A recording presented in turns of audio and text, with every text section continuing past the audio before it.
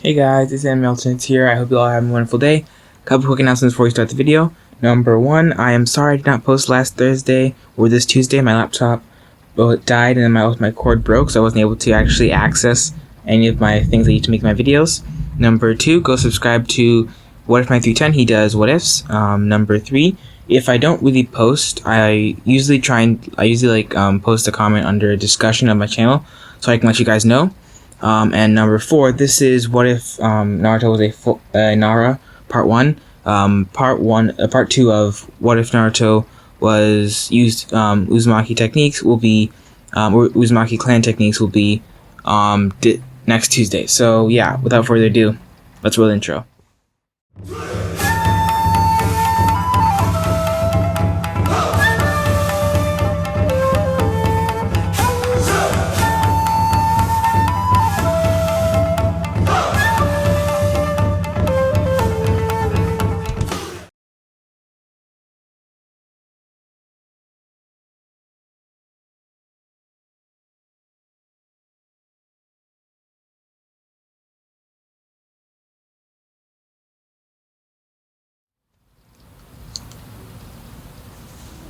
Part 1, October 10th, after the QB attack, council room.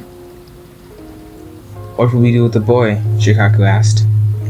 His father was a Nara, so by his birth, right, he should be in my clan. Also, my clan is smart enough not to know the difference between a kunai and a scroll it's sealed in. Shikaku finished and glared at the civilians side of the council, all of whom wanted to kill baby Naruto because he held the QB. Not if I have anything to do with it, Shikaku thought. All the people in the room noticed that Shikaku was actually applying himself to get custody of Naruto, so he might as well stop trying. The lazy genius rarely applied himself, so when he did, everyone backed off. Okay, so Shikaku and the Nara clan have full custody over Naruto, whose name is Naruto Uzumaki Nara, though he doesn't have to use Uzumaki in his name if he doesn't want to, Hiruzen said.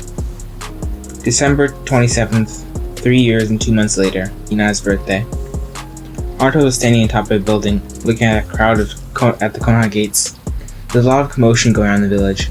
The Hidden Cloud head ninja, the right-hand man of the Raikage, had come to Konoha on a diplomatic mission to establish a treaty between the Hidden Leaf and the Hidden Cloud.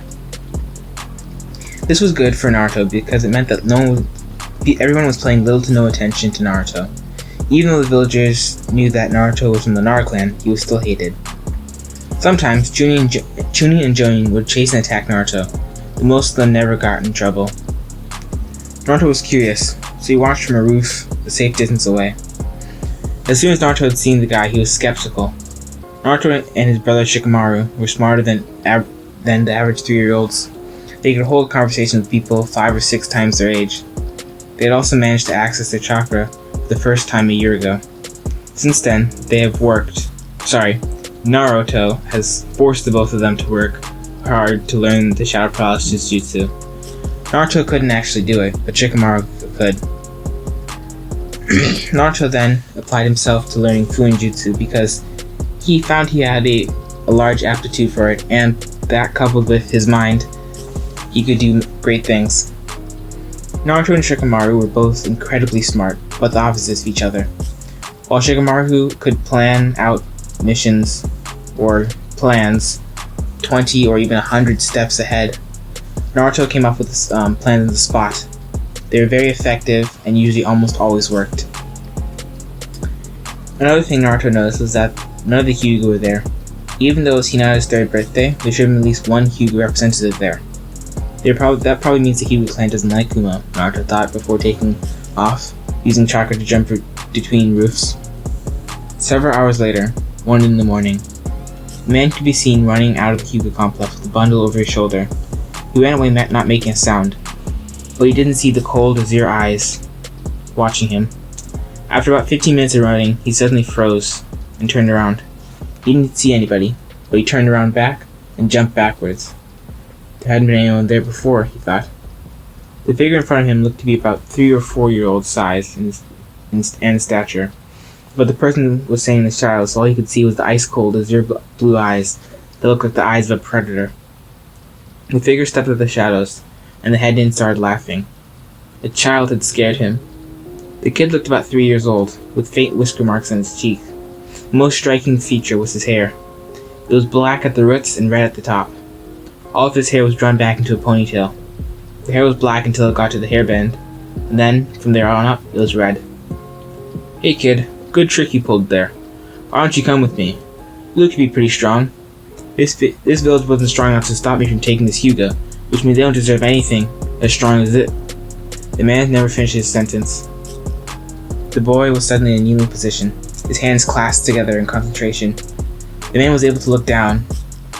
His body was covered in black lines, and the kid was standing on a seal matrix. Paralysis Funinjutsu, the man thought. He tried pulsing his chakra, but the seal stayed in place. "It won't break so long as I have enough chakra to power it," Naruto said. "Now, 3 things I have to tell you. 1. Hinata is my friend, and not just some object you can use to further Kumo's power. 2. The Hidden Leaf is the most powerful of all the villages. We produce more high-ranking shinobi than any other country. The Red Death, the White Fang, the Yellow Flash, Shizui of the Body Flicker, the Copycat Ninja. Also, a 3-year-old has immobilized you with some basic Funinjutsu. That says something about the strength of Kumo's nin. Lastly, I was assigned, however troublesome it may be, to monitor you. This is because I'm very good at stealth and reconnaissance. I could disappear from all your senses, and you would never be able to find me, unless you specialize in tracking." They stayed like that for about an hour, until some Anbu, Hiruzen, Fukaku, some Hyuga, including Hiyashi, appeared. The Anbu quickly knocked the man out and disappeared with him. "Took you long enough," Naruto said, while panting. He'd been holding a Jonin in a paralysis Funinjutsu for almost an hour. There's a camera over in the tree over there. They recorded our entire conversation. Naruto paused for a couple seconds before saying, "I won't be able to stargaze tonight, will I? How troublesome." Then Naruto tipped backwards and passed out before he hit the ground. I don't usually give up praise, but to be able to hold the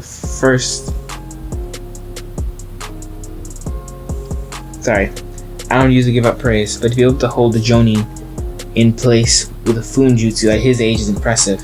Second, he could hold the Jonin in place for an hour. That is really impressive, Hiyashi said. Well, Naruto will put forth 110% for his friends. The first time it happened, he managed to break a Chuni's arm from enhancing his punch with chakra, all because he called his friend Choji fat. We also found out that Naruto couldn't use shadow techniques because it would poison him. Something about bloodline poisoning. But he still has the Nara intelligence, and couple that with insane talent for Funinjutsu make the deadly combo, Shikaku said, picking up Naruto. 3 years later, Naruto was 7 years old. He was going to school the next year, but right now he was walking through the Nara forest. He headed in quite deep. He was going to see a deer he found outside of Konoha. Flashback, 6 months ago. Naruto was taking a stroll outside of Konoha. Normal kids his age were not allowed to go outside of Konoha, but Naruto's friends, Izomu and Kotetsu, were the guards at the gate. Their rank was Chunin, officially, but they were about mid to high Jonin level. They explained to Naruto that having Chunin as guards gave off a peaceful vibe, but they could still protect the village if needed. The reason they allowed Naruto out of Konoha is because they knew he could protect himself, and he usually found something interesting that happened whenever Naruto left, so it helped spice up their normally boring work. Naruto was about to head back when he saw a fawn hiding in a wooden log. There was a panther trying to claw its way into the wood to get to the deer. What's the panther doing here right now? It should be asleep right now, Naruto thought. As he got closer, you could see there was a knife sticking out of his left leg. It was bleeding a lot. It'll probably die soon, Naruto thought sadly. He then threw a rock at the panther. It landed with an audible smack. Naruto then put his hands in his pockets and adopted a lazy pose. The tiger turned away from the log and towards Naruto. In the blink of an eye, it had launched itself towards Naruto. Its claws were centimeters away from Naruto's face when it suddenly froze. Naruto was standing on a seal matrix. He then pulled out a trench knife and whispered to the panther, "Let's end your suffering. I'm sorry you had to go through this." The panther looked at Naruto and nodded slightly. Naruto was slightly surprised, but then he killed the panther as painlessly as possible, trying to put it out of its suffering. It had lost too much blood to survive, even if he tried to help it out. It was only a matter of hours, or minutes for that case, before it died. He then went over to the log and slowly coaxed the fawn out. It was shivering with fright, but eventually he was able to get it out. It was entirely caramel color, with a white swirl pattern all across its body. Naruto then noticed that one of its legs was broken. He quickly straightened and splinted it. Naruto then carried it back to the Nara forest and set up an area for it. Flashback end. Since then, Naruto had changed his wardrobe. He wore dark blue on-blue pants with black spots, similar to a Black Panther's coat. The pants were taped at the ankles with black bandages. He had a mesh armor long-sleeve shirt, over which he wore a black version of the Chunin vest without the pockets. On every piece of the outfit, there were a couple of seals Naruto had created. One of them was a temperature control seal. The other one was a chameleon seal. The chameleon seal allowed his clothes to change color and appearance slightly to help him blend in with the environment better. The temperature control seal helped that Naruto didn't overheat wearing his black vest. Naruto also stopped wearing his hair in a ponytail outside of a fight. Instead, he wore it similar to Minato's. He had fangs framing his face. When there was wind or Naruto was running, the red tips of his hair made it look like it was on fire. When Naruto arrived, he sat down at the base of a tree and waited for a few minutes until he felt something brushed against his hand. Naruto looked up and he saw Shirakawa, or white birch. He'd named the deer after the trees it likes to sleep under. She was still quite small, but very brave and loyal to Naruto.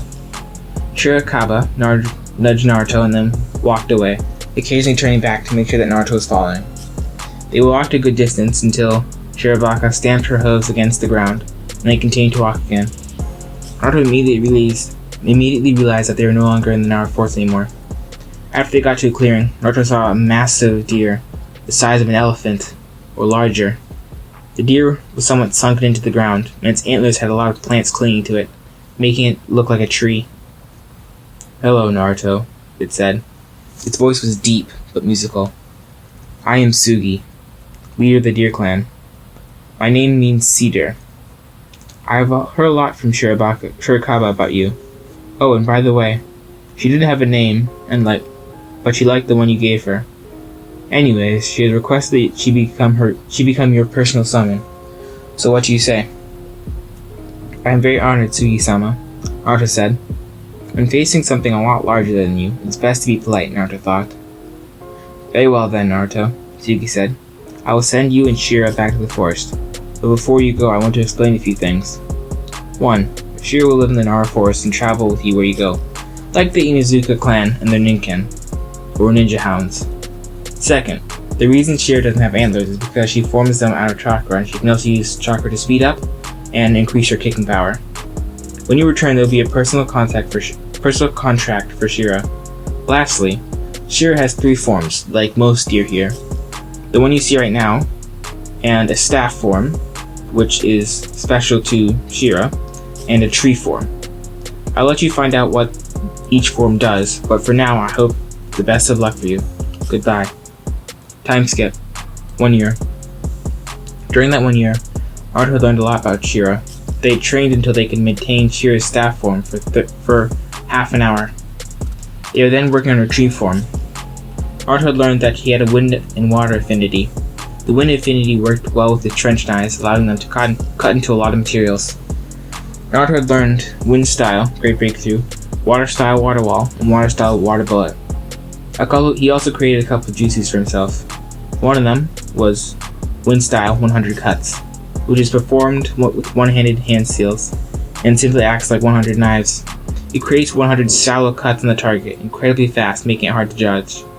These cuts are incredibly painful, and it's more used for putting a target out of commission rather than killing them, though the cuts can be deepened if that is the intent. Another jutsu he created was Wind Style Wind Cloak, which is basically a wind version of the Raikage A lightning cloak, and also Water Style Pressure Hose. Basically, with this jutsu, the user spits out a stream of pressurized water that can break bones and also can be used to push targets away from the user. Naruto was about to walk into the academy with Shikamaru and Choji, who he considered his brother and his best friend. Naruto had been told that he was essentially adopted, but he still called Shikaku and Yoshino his parents. Naruto glanced at Shikamaru and then Choji before muttering, troublesome, and the three of them then walked into the academy.